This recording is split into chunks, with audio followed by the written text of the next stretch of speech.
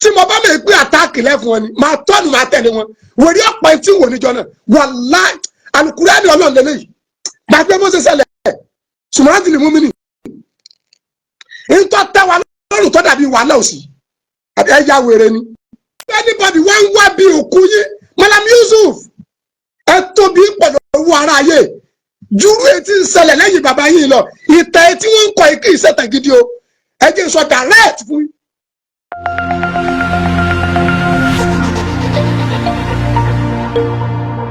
ní àti Mùdírù Ajígi níjọ ríra wa a bọ̀ra wa lọ́wọ́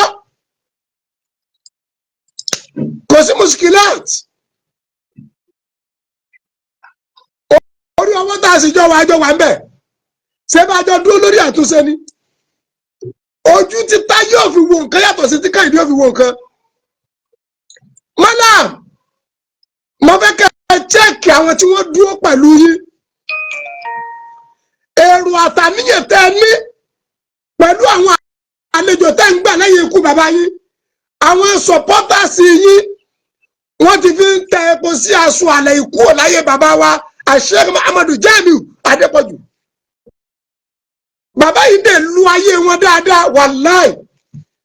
mo fi ìgbésí ayé bàbá yìí mo fi bẹ́ẹ̀ náà sínú ayé mi age of 90 years ẹnìkan kan ò dẹ̀ rí bad comment fún bàbá wa Muhammadu Jamiu Adépọ̀jù Malam Yusuf eléyìí tó lórí rẹ fún yín àbẹ́ tí ń ṣẹlẹ̀ yìí pẹ̀lú pé àwọn èèyàn yìí kan bẹ́ẹ̀ máa ba ìjì ọmọlúàbí gbogbo oníkálukú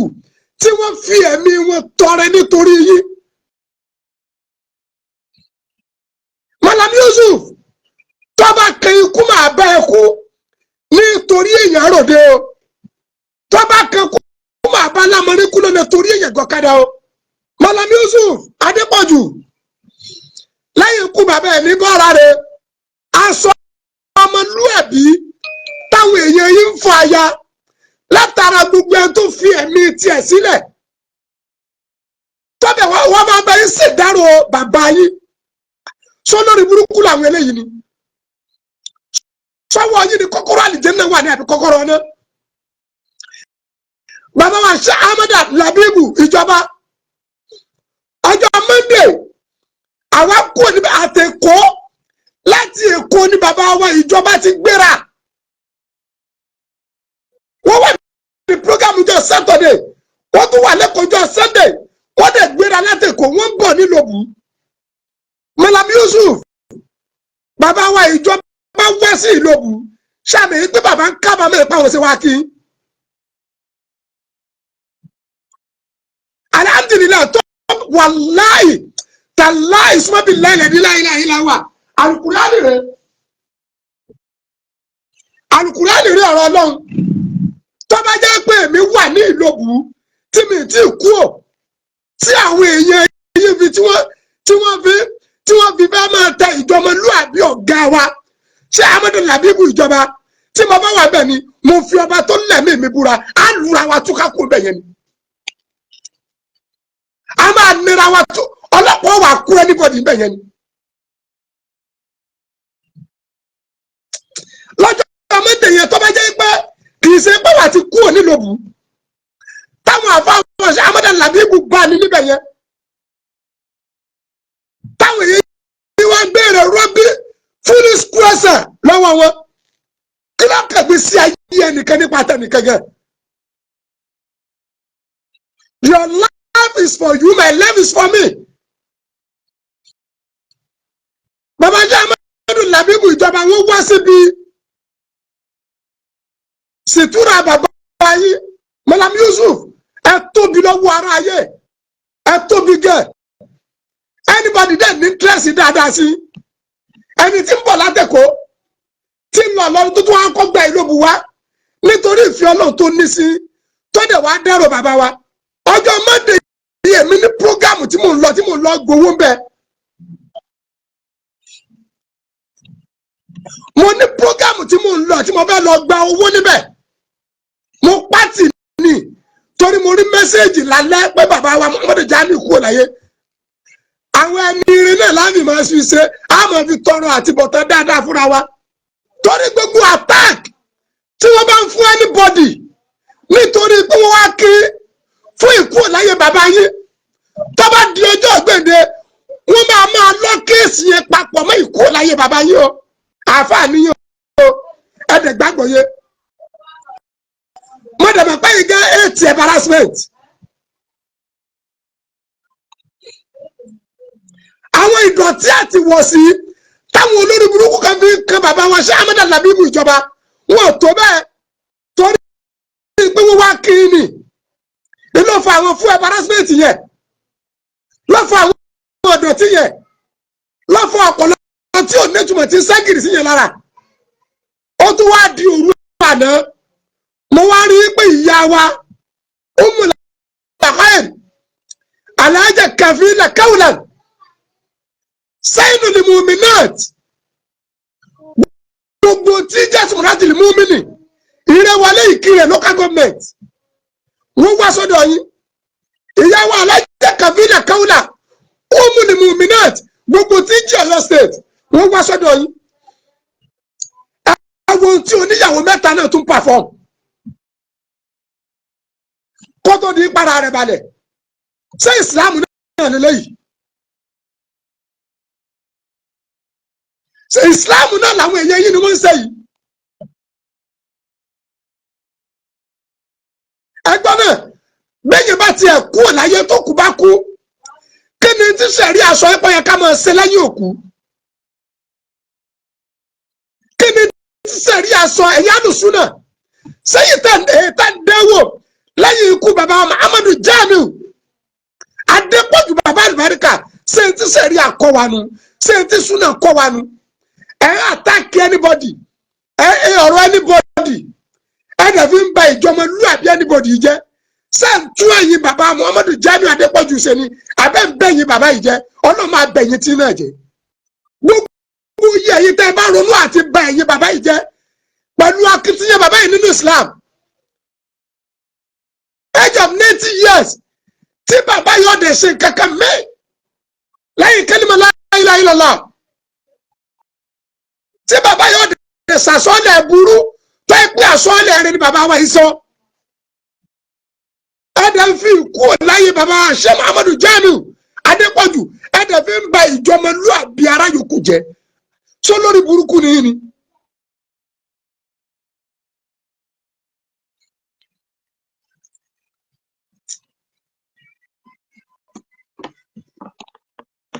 sọ lórí burúkú nìyí ni kí lọ́kẹ́ ìgbésí ayé ẹnìkan nípa bàbá Sheikh Ahmed Labeeb ìjọba Malam Yusuf sọ́gà àwọn ọ̀wá ní mọ̀ kábàámọ̀ ẹgbẹ́ kí làwọn wulẹ̀ wá kí n sí kí tẹ́nibọ́dì bá wá kí n ṣe pé yóò jí bàbá àmọ́ gẹ́gẹ́ bíi tí súnà kọ́ wa táyì náà dẹ̀ jí alálùbáríkà ọmọ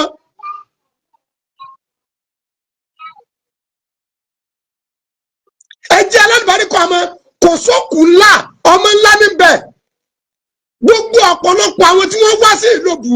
àwọn tá a wá lóbù níjọ́ Monday àtàwọn tí wọ́n tún wá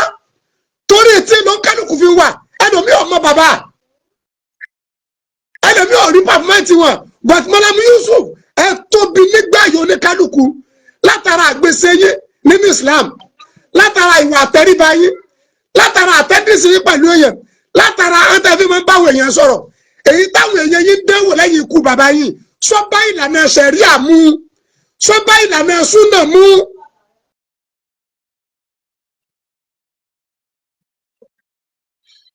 ọ̀pọ̀lọpọ̀ oníkálukú fi ilé ẹ̀ sílẹ̀ oníkálukú fi ọmọ ẹ̀ sílẹ̀ oníkálukú fi ayé ẹ̀ sílẹ̀ oníkálukú fi bùkátà tó fẹ́ gbọ́nú ayé ẹ̀ sílẹ̀ ọwọ́ á tún fi ẹ̀mí ẹ̀ lé ọbọ̀ ọ̀nù ọkọ̀ ń bọ̀ lọ́dọ̀ yín ọwọ́ ń dọ́dọ̀ yín àwọn èèyàn yín wá àtáàkì wọn badly.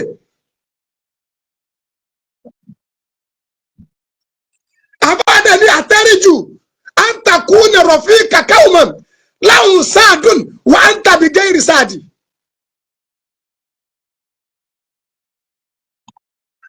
àtẹ́rìjù àǹtakùn rọ̀fí kàkàwùmọ̀ gbogbo oníkálukú náà ló fẹ́ jọ bàbá wa Muhammadu Jamiu Adépọ̀jù oníkálukú náà la fẹ́ ní oríire wọn ọjọ́ tí bàbá yín kú Malam Yusuf èrò pọ̀ tó kọjá bẹ́ẹ̀ àwọn ará Èkó ẹlòmíì ti dé ìlú láago 8 látẹ̀kọ́ ará Ṣakí ará Kìsí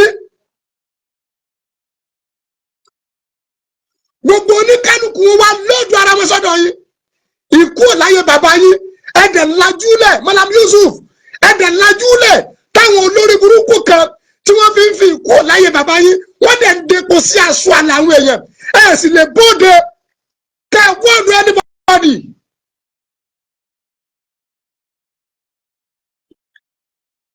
tí mo dẹ̀ mọ̀ yín pé yìí gẹ́gẹ́ òní faramẹ́kánìkan bá ìjọmọlúwàbí yín jẹ́.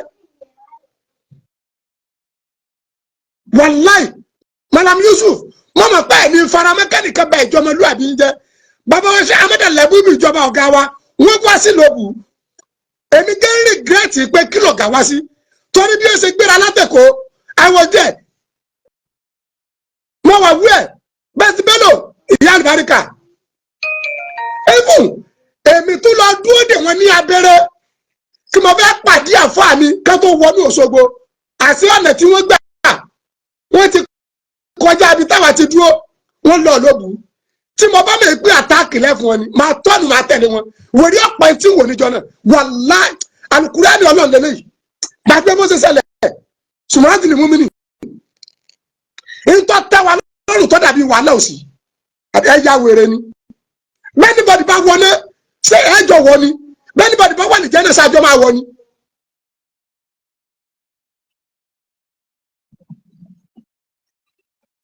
Ànábì Muhammad sallallahu alaihi wasallam adabul mari khairun min sabi ẹ̀kọ́ ọmọ ènìyàn lóore ju owó ẹ̀ lọ ẹ̀ ń pẹ́ kéwẹ̀ ń pẹ́ nímọ̀ ẹ̀ lẹ́kọ̀ọ́ ẹ̀ ní ẹ̀kọ́ kéwù lásán lẹ ké ọpọlọ ọlọ́pọlọ ló fẹ́ sọ ìdí wèrè gbogbo tí àtẹ̀pẹ́ kí àtàdísì tẹ́lẹ̀ mọ̀ ṣé báwọn kan ni wọ́n kọ́ sílẹ̀ nígbà tí abomi lámùyí bá rẹ́gún ẹni tó pọ́n bẹ̀ kí ni kò rí orí yìí ti dàrú ni èpè mú ìníṣẹ́ ya wèrè ni.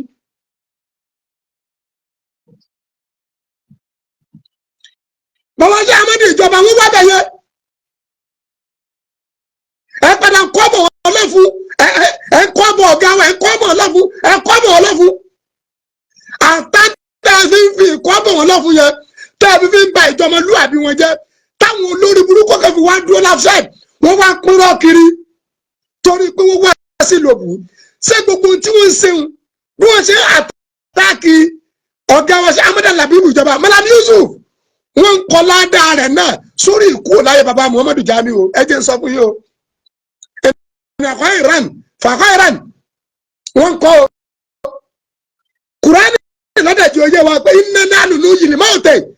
wọ́n lè túbù mọ́ kọ́ dààmú wà á sára òun wà kú làṣẹ yàṣọ iná fi máa mi mú bí.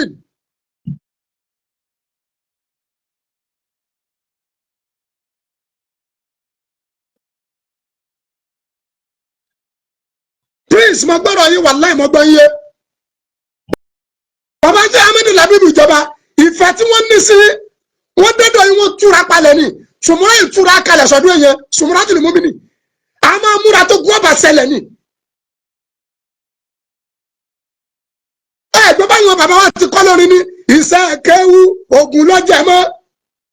iṣẹ́ kéwú ogun lọ́jẹ̀ mọ́ bí ọkọ̀ bí àdá nípìnlẹ̀ ẹ̀dá tí ó bá lè jagun kò ní lè kéwú iṣẹ́ kéwú ogun lọ́jẹ̀ mọ́ iṣẹ́ kéwú ogun lọ́jẹ̀ mọ́ bí ọkọ̀ bí àdá nípìnlẹ̀ ẹ̀dá tí ó bá lè jagun kò ní lè kéwú ẹ̀yà wẹ̀rẹ̀ ni àṣẹ wà lè kásà bí ayọ́lò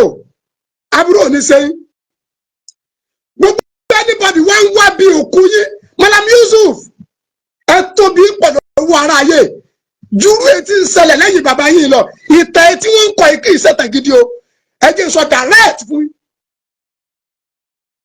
ó yẹ ká ìgò bóde Malam Yusuf ó yẹ ká ìgò bóde káàsì lẹ́ẹ̀fọ́ jẹ́ ìṣẹ́jú máa nì pé gbogbo ẹ̀yẹ tẹ́ ń kọ́ ọ̀tì ọ̀rọ̀ àwọn tí wọ́n ń gbọ́dọ̀ mi tẹ́ fi ń depò àlàsí wọn lá ká gbé wọn sépè pé wọn ní láti bọ̀ tẹ́ dáadáa bàbá tó bí wáyé rẹ bàbá Muhammadu Jamiu Adépọ̀jù wọ́n lu ayé rẹ̀ wọ́n dẹ̀ kúkú rẹ̀ wọ́n sì lọ́lọ́ rẹ̀ àwọn ẹni rẹ̀ ni wọ́n dẹ̀ sìn wọ́n èyí tí wọ́n ń ṣẹlẹ̀ yìí alùkẹ́sẹ̀ tí wọ́n fi kẹ gbogbo àwọn èèyàn nítorí pé wọ́n wá bá yín dárò yìí sọ bá mu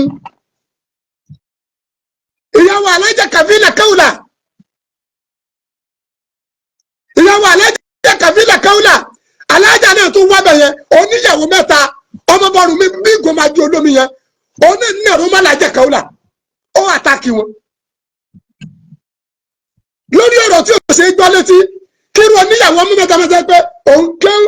tó ń tọ́ dẹ̀dẹ̀ ké yéhun òun dẹ̀ súnmọ́ àwọn àfáàsù náà nígbà tó ké tó wà lẹ́kọ̀ọ́kọ́ abáni lẹ́sẹ̀lì yẹtìmù lẹ́dí kọ́ni máa tà wálé dù báyìí yẹtìmù ẹlẹ́mi wà ládà gbogbo ilẹ̀ ké tákàdá lẹ́kẹ́ gbogbo yíyẹ ké tákàdá mẹ́ẹ̀ lẹ́kọ̀ọ́ lẹ́kọ̀ọ́ àbáyẹ sọ̀rọ̀ ní ẹ̀kọ́ àbáyẹ ṣe sẹ́rù tó ṣẹlẹ̀ pẹ̀lú Malam Yusuf yẹn ṣé ń tẹ̀ ń dẹ́wọ́ pẹ̀lú gbogbo àwọn èèyàn yẹn ṣé súnà yín náà lọ́kọ́ yín bẹ́ẹ̀ ṣé sẹ̀rí yín náà lọ́kọ́ yín bẹ́ẹ̀ ṣé súnà yín lọ́kọ́ yín bẹ́ẹ̀ Ànábì sọlọ́sọ ní àsìnú ní Ali Jafar kọ́dí àsọ́bà wọn máa yẹ sùgúlù ṣé ń lẹ́ ń ṣe Malam Yusuf ìtàn burúkú lẹ̀ ń kọ́ lẹ̀ lẹ́yìn ikú bàbá Muhammadu Jamiu Adépọ̀jù gbogbo ẹ̀yin tẹ̀dẹ̀ kọ́tẹ̀ bùn ìṣẹ̀dá bàbá yẹn àgbèsè bàbá yẹn ní Islam máa fara ní.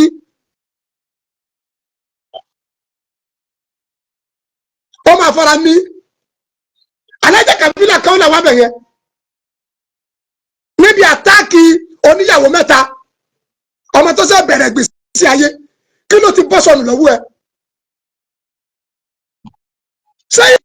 ìmọ̀ náà lápẹ̀ ń gùn wá báyìí àbí kéwù la ilaha illallah ta ló nímọ̀ tó ṣe ìtàn kò tí ì sí lábẹ́ sánmọ̀ yìí kò tí ì sáfà kankan kò sí ìtí mùsùlùmí kankan kò tí ì sẹ́ni tó kéwù kankan tó ní ìmọ̀ tó lálàáfẹ́ nímọ̀ tó ṣe ìtàn ibo ni ṣe ìtàn parí ẹ̀ sí kí ló sọ ṣe ìtàn dórí ibú tákàbúrù ni.